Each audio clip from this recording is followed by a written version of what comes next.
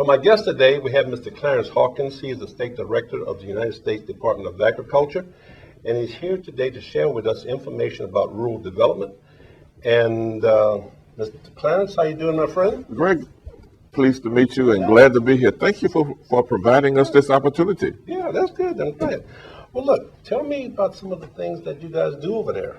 Well, rural development is a part of the United States Department of Agriculture that most people don't know. Most people think of USDA as being the group that stamps the meat. People know us when they see that seal on the meat, They think everything is fine. Yes. But the United States Department of Agriculture deals with farming and it deals with a lot of things, but our organization deals with the quality of life kind of stuff that gives people in rural Louisiana, in our case, the things that they need to stay in rural America. Everybody doesn't want to live in the city. Right. Some people like to live in small towns and farming areas, but they still need water and they need sewer and they need police protection. They need hospitals and schools and libraries. We can do all of that kind of things because we have three basic different programs. We have three basic programs that provide housing for folks who live in rural America. Okay. Single family housing. You see a lot of apartments in rural America, and you see a sign on there that says USDA. Right. Well, we help sponsor those apartments for folks. We do, as I was talking about, police cars and schools. Our program is called community programs, where we can come in and a parish, let's say there's a rural area where people don't have water, and we can provide funding to a parish or a water district to put in a water system. If somebody wants to put in a sewer system, we can provide a loan or a loan grant for them to do that. We help parishes and cities buy police cars and fire trucks and all of the equipment that goes along with them. We build city halls. We make sure that the people in rural America have the same quality of life that everybody else does. Okay. So basically, if a city or a parish wants to develop a certain project, they would come to you and they say, look, this is what we have. This is our business plan. What can you do to help us? Absolutely. Take us from step one to completion. To completion. We have a motto in rural development. We can go from the ground to a town. Okay. That makes sense, doesn't it? Yeah. Now, there are certain eligibilities that apply to us. We don't deal with cities and towns the size of Lafayette. Okay. Population is a criteria. It has to meet what we call a rural definition. We mainly deal with cities and towns under 10,000 in population. We can go to 20,000 in some cases and up to 50,000, but mainly for small rural communities. Parishes or unincorporated areas can take advantage of almost all of our programs. We built up in Marksville, Louisiana. Okay. We helped build a charter school up there. If anybody has gone through and seen a Vols Parish public charter school, that's rural development money that built that. Okay. There's a hotel across from the casino in Marksville that we provide financing for that project as well. Okay. When you drive along Highway 1 up in Marksville, you see that they're working on the water system. We're helping fund that. Some police cars that you see running around the communities, we provide funding for that as well. We want to be sure that folks who choose to live in rural Louisiana can stay there and have all of the amenities that they could have if they were in a big city. Now, we don't do gaming. Okay. We don't do gaming, and we don't do pure recreation. Okay. So nonprofit organizations, community-based groups, if they have public purpose and they're not religious in nature, one particular religion, we can help them with funds. We do loans and or grants. When you say loans, this is for the community loans, right? Or some type of grant, something like that. Not for individuals. Not for individuals. Okay. It has to be a municipality, a nonprofit, or a school, or a group of citizens who have community purpose, right? Yeah, okay. We're not like the guy who comes on TV with the question marks up there saying that you could send me the money and I'll give you a grant. But, Greg, you know the interesting thing about it is this now. Governments get money from the citizens, right? Yeah. And that comes in the form of taxes. April 15th is coming up. Yes, yeah. And if you like me, I don't like to pay taxes. No, I don't either. But on the other hand, I want services. I want the government services. So I have to be careful and decide that I'm willing to pay taxes in proportion to the services that I want, or I want services based on the taxes that I'm willing to pay. Yeah. So when the government provides a grant opportunity for somebody, we have to be careful that we aren't just giving money away. So grants are designed to help groups, municipalities, Okay.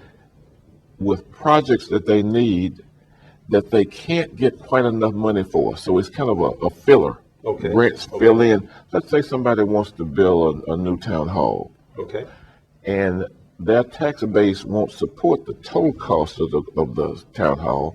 So we might come in based on their income of that community and their population. We can say, well, you're eligible for this much grant to go along with the money that you're getting from taxes Okay. that you're going to pay.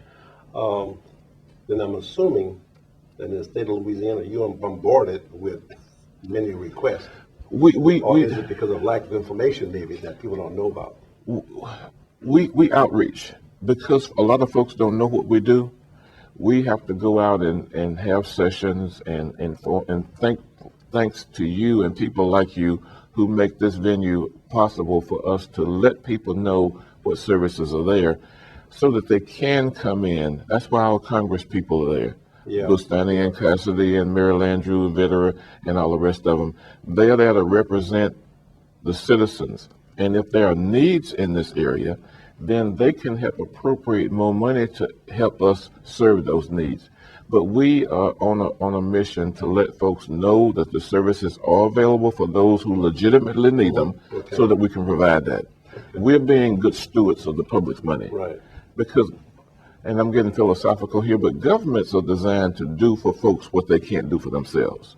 Right. Large groups of people, not Yes, individuals, and as you say. within that framework, Right. you start reaching outside of that, then it gets a little Yeah, complicated. when people just want money from the government to support them individually, that's a problem, isn't it? When you're talking about these grants to the various municipalities and so forth, when a grant is given,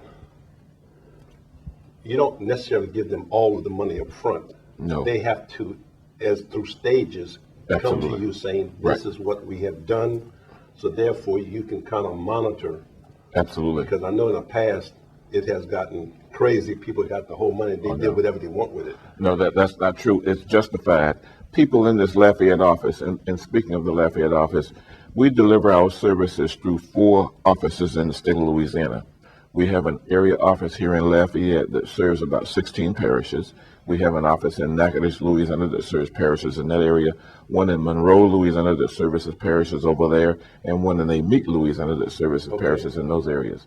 So once somebody makes an application, and you can make an application by calling the area office, and we have about 11 people who work out of this office. They will come to you, they'll send you the application and give you information on how to complete it, and you have to submit a plan.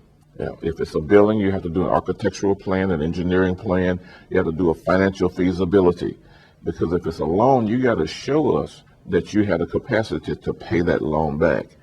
And in that financial feasibility, it also shows, well, they need this project.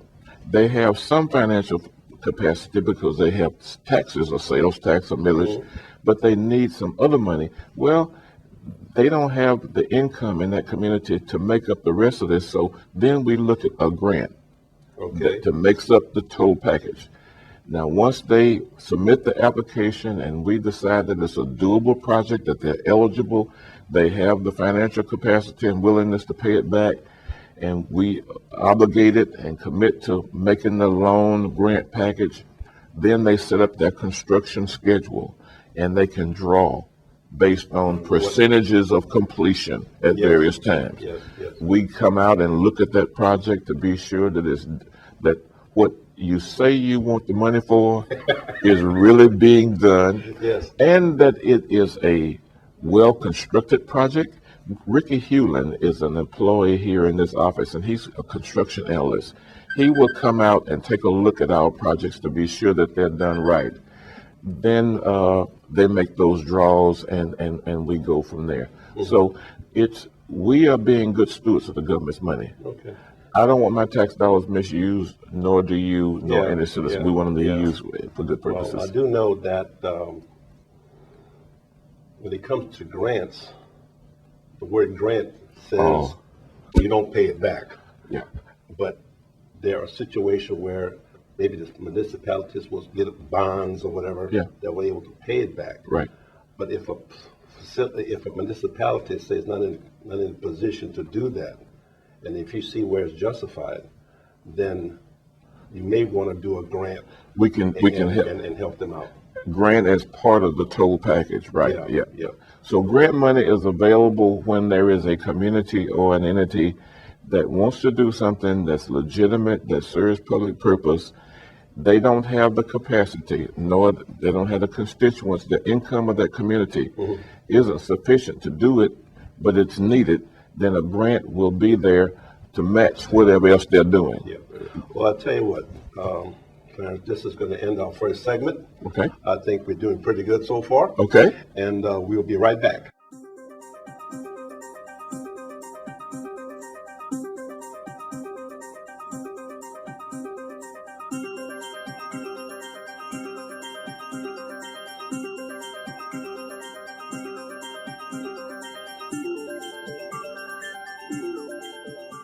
Okay, we're back, and this is segment 2 with Mr. Hawkins, and let's continue our conversation. Yeah. One of the things too, we talked about groups and individuals. One of our most popular programs is our housing program. We call it single family housing. Okay. Some people rent, and we have what we call multifamily housing apartments for folks who are starting out or who can't afford a home or whose credit is not there. So we have multifamily housing, and they're all over this area. But the typical American dream is for every person, they want to own their own house. Right.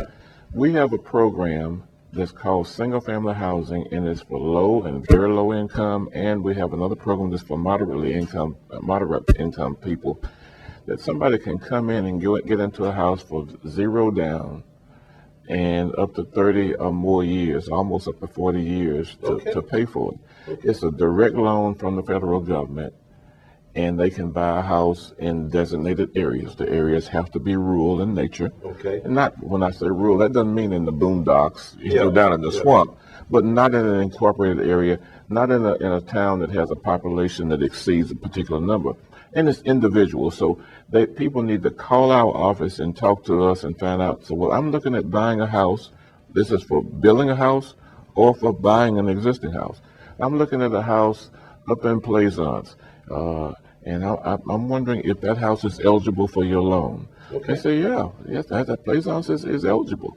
Let us come and take a look at it. Bring us some information about it. Bring us some information about your income, and we'll send you the form for application. And we go through that process. Show your income. Show how many people in your family. What size house you need. We'll inspect the house if it's already built, or show us your plans, and we will finance that home for you. Well, that's good. That's good. A second program for individuals who want to buy a house is called our Guaranteed Housing Program. Well, before you go there, I want to ask you a question. Yeah. With the single-family dwelling, when you say buying a home, what type of home are you looking at? Not like those 235 homes. Huh? I mean, if the brick house, it depends. Say about 1,200 square feet. Say Up 1,500 square feet. Up to 1,800 square feet. 1,800. That's not bad. That's not bad. Including mobile homes and prefab homes.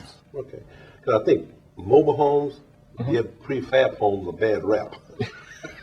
And I use like that. When you talk to people in the industry, they have all kind of definitions. The modular homes, and you think about the trailer and all this kind of stuff. But there are standards that apply to those homes. So it's not something that's flimsy, because again, now with single family homes, this is the government making a loan to a person for a house. So we want to be sure that the mortgage that we're taking on this property that property is worth something to satisfy that mortgage if something happens to it. Now, is this through Fannie Mae or Freddie Mac? No, it's through rural development. Rural development. Through us. The reason why I'm saying that Yeah. is that, of course, I did a VA loan. Sure. Okay. Then I refinanced Sure. recently, and my mortgagor said, we can give you a better rate if you go conventional. Okay. Because the VA is requiring us to do some other points Sure, and everything sure, else. sure. And I said, okay, let's do it. Okay. I got a 3.6, Sure, sure. From a 7. Right. Hey, that's a big hell of a that's a lot of savings. And about last year or two, we got a letter saying we're now underneath Freddie Mae. Wow. And I'm saying, I wasn't aware of this. I thought I was working with you guys on an individual company, mortgage company, for all these years. Right. And just because I refinanced conventional, I'm under Freddie Mac, And I said, well, yeah. That's another I said, one. why wasn't I told that? Right. Of course, there might be some. No, you're a veteran, and veteran administration has fantastic programs, but veterans need to also look at us. And the good thing about the government and programs right now, it's kind of like going into Piccadilly or going into a cafeteria. You got a line, and you can go down the line, and you can pick go into a buffet. You have a choice of things. So veterans, non-veterans can take a look at our program. Veterans can take a look at our programs, look at the VA, look at Freddie Mac, Fannie Mae, and all the rest of those acronyms, and see which is the best program for you. It's individual, and some things work best for some folks, and other things for other folks. So, Talking about a smorgasbord. yeah, absolutely. But the only problem is, I have found out since being involved with the veterans, and Yeah. information don't always get out. And that is a major problem. That's a major problem. And going back to the discussion we had in the first segment, my commitment when I was selected to come on board, this is a presidential appointment. The Obama administration appointed me to this. I was a mayor for 20 years in Bastrop, Louisiana, up in North Louisiana. And during that time, my small town had all kinds of needs. And this isn't condemning the organization, but there was very little outreach, very little opportunity for my citizens to know what rural development could offer them. Yeah. And my pledge is I'm working hard through venues like this, having meetings. We will come and have church meetings, community meetings, or club meetings. We will come and present. Charlie Minix, who's the area director here, and his staff will come out. They could go out on Saturdays, on Sundays, at night. They come into communities to let people know about these programs. And because the program might not fit me, your circumstances might be different. So it's individualized. Even though we have some general rules and regulations, but the regulation that applies to me might not apply to you because my circumstances, my income, my family size might be different. The location where I want to build my house might be different from where you want to build. So people don't need to say, well, rural development is not the place to go because it takes too long. I can't get there. Then so-and-so got, no, talk to them. Talk to us. Yeah. Let us know. Yeah. But you're right. The big problem has been we have not been doing the best job in the world of getting out what it is that we do. Yeah, because I do know that I've mentioned it to you before, where veterans come to me and telling me, we don't even know you, we didn't even know you existed. Doesn't that hurt? And then you get them saying they went to a profit-making organization to get benefits. And got I'm charged. saying, here I am, I'm doing it for free, and you don't know nothing about it. Right. And I have, they're doing a program called Tap Out of the Military, where people leaving. Right. And it's a good program. Yeah. But they offer so much information in a short amount of time, people can't digest all that. Right. So when they get out, they're not really thinking about that. Right. They got a good program. Don't get me wrong, it's a good program. Sure. And we've been a part of it. But there's so much information that they have to digest, and when they get out, they just kind of forget about it, and then come to me later. Right. And it's one of those situations. It's kind of like when you get married. Oh, that might not be a good example. When you're buying a car, they give you all this paperwork, and they give you, well, you got this kind of warranty, you got that kind of warranty, you got this kind of warranty, and you hear all of it, but it doesn't have any meaning. So it's important every once in a while to go back and reread your warranty, and when different situations occur, call back. And my connection to that is when you're sitting up and you're thinking, you say, oh, you know, we want to remodel our house. Let's call rural development. Let's call the VA and see if there's something there. Our community needs a water system. We need to do this. Call and ask. We getting paid every day. Our agency is. And we're here to serve. And we do not get upset when people call and ask questions. There are no stupid questions. There are no stupid questions. No. Call and ask us, well, do y'all do this? Or can I get help in doing this? And what we do is if we can't help, then we'll say, well, real development can't do that, but have you thought about the VA? Yeah. Well, I'll tell you one thing. In dealing with, like for instance, right near my home, we have about 100 acres that's being sold by a bank. Okay. I'm assuming it was repossessed. And they're trying to sell it, of course. And it's been on the market for like about a year. Sure. They tried to do development of different houses and stuff like that. And if I was to come to you with a program and say, look, let's see if we can develop this land here, then you could more or less work with the bank or maybe offer them credits or whatever you want to get involved with to give them, make it profitable for them to work with us and do that. We work with developers. Let's say that there's a church that you're a member of, and this church forms a nonprofit organization, separate from the religious organization, but a nonprofit for community purposes, for housing, and they can, once they're formed and are legitimate, they can come to us, and we have something called a site loan, SITE loan, where a piece of property that's undeveloped, somebody wants to develop it, we can make them the loan to go in and do the infrastructure, the streets and the sewer and the water and all that to make it suitable for then for somebody to come in and buy plots and build houses on there. That's good then. That really, that speaks to what in other words, it can be done. But look, anyway, I think this is going to end our second segment. And I want to thank Mr. Hawkins for coming here today to share with us information. And I'm sure if I invite him again, he will come. We'll come. One thing we ask is for individuals and for municipalities and organizations that are interested in our services, make a wish list. Pretend that it's Christmas time. Make a wish list of things that you'd like to see happen, and come and sit down and talk to us, and we'll say, well, we can help you with this, we can help you with that, or we can send you to another agency. Okay. This has been wonderful. I thank you so much for giving us this opportunity. Okay, and that ends the show, so catch you later.